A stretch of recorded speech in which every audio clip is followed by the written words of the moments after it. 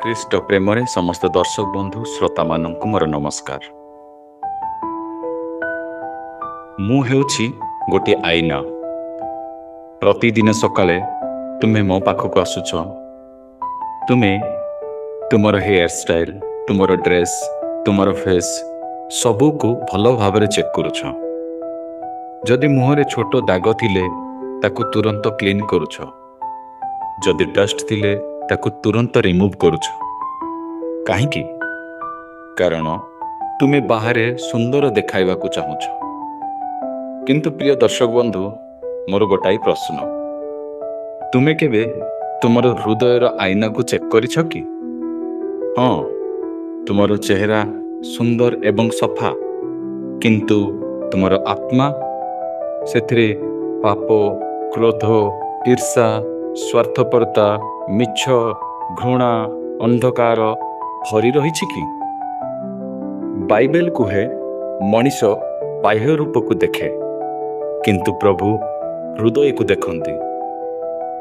ଏହି ସୁନ୍ଦର ଚେହେରା ମାତ୍ର 70 ବର୍ଷ ପାଇଁ, କିନ୍ତୁ ଆତ୍ମା ସଦା ଅନନ୍ତ କାଳ ପାଇଁ। ତୁମେ ଚେହେରାକୁ ସଫା କରି ମଣିଷଙ୍କୁ ଆକର୍ଷଣ କରୁଛ, କିନ୍ତୁ ତୁମର ଆତ୍ମାକୁ ସଫା କରି ପରମେଶ୍ୱରଙ୍କୁ ଆକର୍ଷଣ କରୁଛ କି?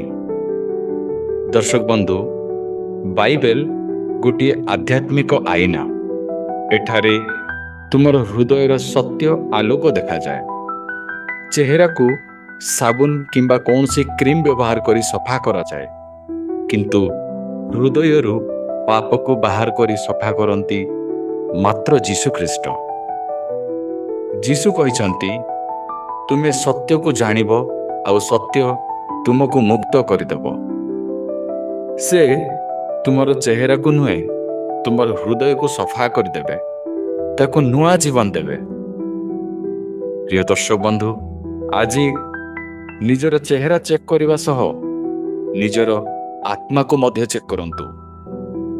ଚେହେରା ଲୋକଙ୍କୁ ଆକର୍ଷଣ କରେ, କିନ୍ତୁ ଆତ୍ମା ସ୍ୱର୍ଗରେ ଆପଣଙ୍କ ଭବିଷ୍ୟତ ନିର୍ଣ୍ଣୟ କରେ।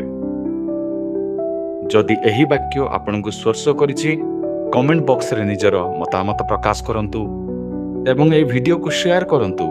ହୁଏତ ଏହି ବାକ୍ୟ ଅନ୍ୟ କାହାର ଜୀବନକୁ ବଦଳାଇପାରେ। ଧନ୍ୟବାଦ। ପ୍ରଭୁ ଆପଣଙ୍କୁ ଆଶୀର୍ବାଦ କରନ୍ତୁ।